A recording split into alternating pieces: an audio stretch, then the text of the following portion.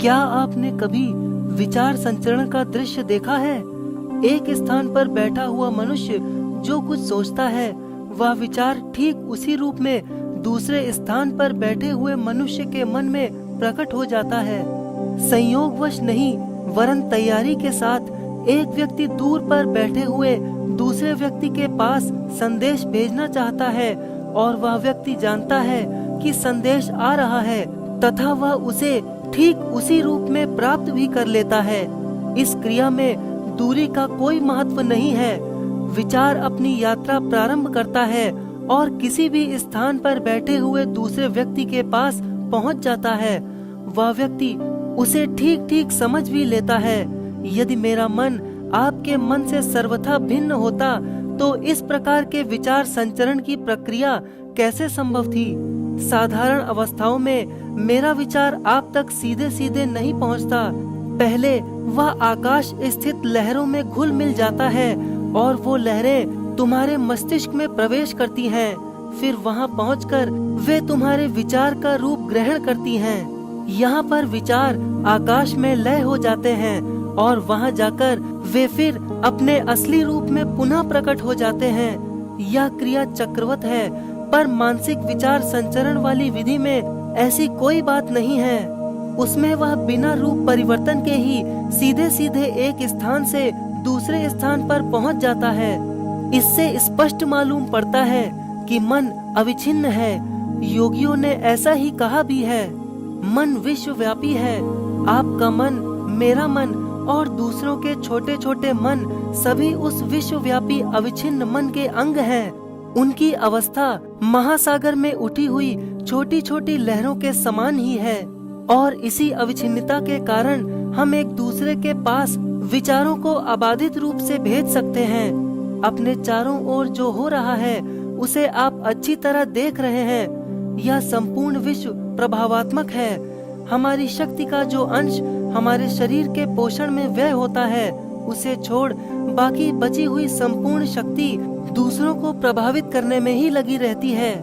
हमारा शरीर, हमारे सद्गुण, हमारी बुद्धि और हमारी आध्यात्मिकता सभी निरंतर दूसरों को प्रभावित करते रहते हैं और स्वयं प्रकाशित होते रहते हैं। यही क्रिया हमारे चारों ओर निरंतर होती रहती है। एक ठोस उदाहरण लेकर हम इसे और स्पष्ट कर सकते हैं। एक व्यक्ति विशेष आपके पास आता है। वह विद्वान है, उसकी भाषा बड़ी मधुर है और पर्याप्त समय तक आपसे वार्तालाप भी करता है, पर आपके ऊपर प्रभाव जमाने में वह सर्वथा असफल रहता है। और वहीं एक दूसरा व्यक्ति आता है जो अपनी टूटी फूटी भाषा में कुछ ही शब्द बोल पाता है, फिर भी वह आप पर विशेष प्रभाव जमा देता है। आप में से बहुतों ने यह देखा है। अतएव यह स्पष्ट है कि केवल शब्दों से प्रभाव नहीं जमता। शब्द और विचार दोनों मिलकर किसी दूसरे पर प्रभाव जमाने के कार्य में केवल 1/3 अंश का काम देते हैं। बाकी 2/3 तो व्यक्ति का व्यक्तित्व ही काम देता है। व्यक्तित्व में ही वह आकर्षण शक्ति है जो दूसरों पर प्रभाव जमाती है। हम लोगों के घरों में भी मुखिया होते हैं, पर सभी मुखिया कुटुंबियों पर प्रभाव डालने में सफल नहीं होते। कुछ सफल होते हैं तो कुछ असफल। ऐसा क्यों? हम लोग अपनी असफलता के लिए दूसरों को दोषी ठहराते हैं। जब हमें असफलता मिलती है तो हम कह उठते हैं कि अमुक अमुक व्यक्ति हमारी असफलता के कारण है। असफलता में कोई अपना दोष या अपनी कमजोरी स्वीकार करना नहीं चाहता। प्रत्येक व्यक्ति अपने को निर्दोष समझता है और किसी दूसरे व्यक्ति या वस्तु को अपनी असफलता का कारण बतलाता है। कभी कभी तो भाग्य के मत्थे पर सब दोष मढ़कर छुट्टी ले लेता है। जब कुटुंब के मुखिया अपनी व्यवस्था में असफल हों तो उन्हें स्वयं से ही प्रश्न पूछना चाहिए कि ऐसा क्यों होता है कि कोई तो अपनी व्यवस्था में सफल होता है और कोई नहीं। तब आपको ज्ञात होगा कि इसका कारण है मनुष्य विशेष, उसकी उपस्थिति, उसका व्यक्तित्व। इसके अतिरिक्त और कुछ नहीं है। भौतिक जगत, मानसिक जगत अथवा आध्यात्मिक जगत ऐसी कोई भिन्न भिन्न वस्तु नहीं है, वरन सब एक हैं। इन सब की स्थिति इस प्रकार है। स्थूल उससे सूक्ष्म सूक्ष्मतर और सबसे सूक्ष्म सूक्ष्मतम। यही सबसे सूक्ष्म आत्मा है और सबसे स्थूल भाग शरीर है। यह अंतर जगत में जैसा है वैसा ही बहिर्जगत में भी है। हमारे सामने की संपूर्ण सृष्टि स्थूल रूप है। यही स्थूल सूक्ष्मतर और सूक्ष्मतम होकर ईश्वर की संज्ञा प्राप्त कर लेता है। हम यह भी जानते हैं कि सबसे अधिक शक्ति उस सूक्ष्म में ही सन्निहित है, न कि स्थूल में। यदि कोई विज्ञान या वैज्ञानिक अनुसंधान उन सूक्ष्म तत्वों को हमारी पहुंच के अंदर ला दे जो स्थूल में उत्पन्न होने वाली क्रिया के वास्तविक कारण है, तो स्थूल की यह क्रिया हमारी इच्छानुगामिनी बन सकती है। हम निरंतर इस बात की शिकायत करते रहते हैं कि विचार अथवा कार्य हमारे अनुशासन में नहीं रहते, परंतु ऐसा हम कर ही कैसे सकते हैं? यदि हम सूक्ष्म को अपनी पकड़ में ले लें, यदि हम विचारों के मूल रूप को अपनी शक्ति की सीमा में पकड़ लाएं, तभी यह संभव है कि हम संपूर्ण को अपने अनुशासन की परिधि में खींच सकेंगे। अब यदि ऐसा कोई ढंग हो जिससे हम उन सूक्ष्म शक्तियों अथवा सूक्ष्म मूल कारणों की सूक्ष्म परीक्षा कर सकें, शोध कर सकें अथवा समझ सकें और अंत में उन्हें ठीक ठीक पकड़ सकेंगे, तभी यह संभव है कि हम अपने को अपनी इच्छानुसार चला सकें। वह मनुष्य जिसने अपने मन पर अधिकार कर लिया है, दूसरों के मन पर भी अधिकार कर सकेगा। जो व्यक्ति मिट्टी के एक साधारण से डले को ठीक ठीक पहचानता है, वही सृष्टि की संपूर्ण मिट्टी के रहस्य को जान सकता है। जो अपने मन को ठीक ठीक समझता है और उस पर अधिकार रखता है, वह विश्व के सभी मनों के वास्तविक रूप को समझता है और उन पर अपना अधिकार रखता है।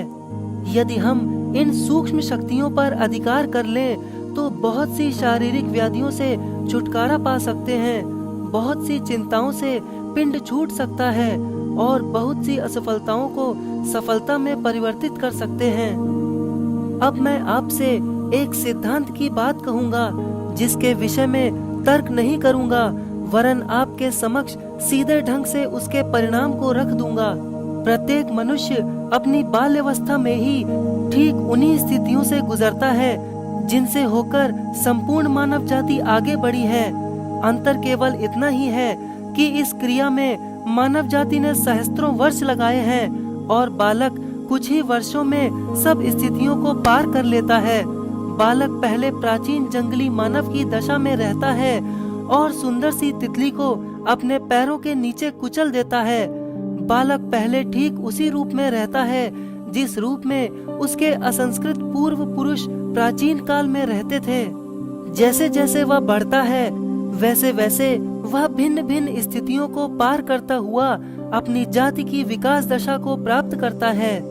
ज्ञान, शक्ति और आनंद की दृष्टि से मानव उन्नति करता जा रहा है। मानव जाति के रूप में हम निरंतर आगे बढ़ते जा रहे हैं। यह सत्य है, बिल्कुल सत्य। पर क्या यह व्यष्टि की दृष्टि से भी सत्य है? कुछ सीमा तक तो सत्य ही है। फिर प्रश्न उठता है कि इसकी निश्चित सीमा कहाँ पर है? मैं तो अपनी इन आँखों से केवल कुछ गज की ही दूरी की चीजें देख पाता हूँ, पर एक ऐसा भी आदमी है जो आंखें मूंद कर दूसरे कमरे में रखे हुए पदार्थों को भी देख सकता है। तुम कहो कि इस बात पर तुम्हारा विश्वास नहीं होता, तो शायद 3 सप्ताह में ही वह व्यक्ति तुम्हें भी ऐसा बना दे कि तुम भी वैसा ही करने लगो। यह विद्या तो किसी को भी सिखलाई जा सकती है। कुछ व्यक्ति तो 5 मिनट में ही ऐसे बनाए जा सकते हैं कि वह दूसरे के मन की बातें जान जाएं। यह क्रिया तो प्रदर्शित भी की जा सकती है। यदि यह सब सच है, तो व्यष्टि के ज्ञान अथवा विकास की सीमा कहाँ तक निश्चित की जाए? यदि कोई व्यक्ति इस कमरे के कोने में बैठे हुए एक दूसरे व्यक्ति के मन की बातों को जान सकता है, तो क्यों नहीं वह दूसरे कमरे में बैठे हुए व्यक्ति के मन की बात जान सकता है? यही नहीं, कहीं दूर किसी भी जगह बैठे हुए व्यक्ति के मन की बात भी वो क्यों नहीं जान सकता? विज्ञान जगत की घटनाओं पर विचार करता है, उन्हें एकत्रित करता है, कुछ साधारण नियम बनाता है और फिर अंतिम सिद्धांत को निकालकर सत्य को सामने रखता है।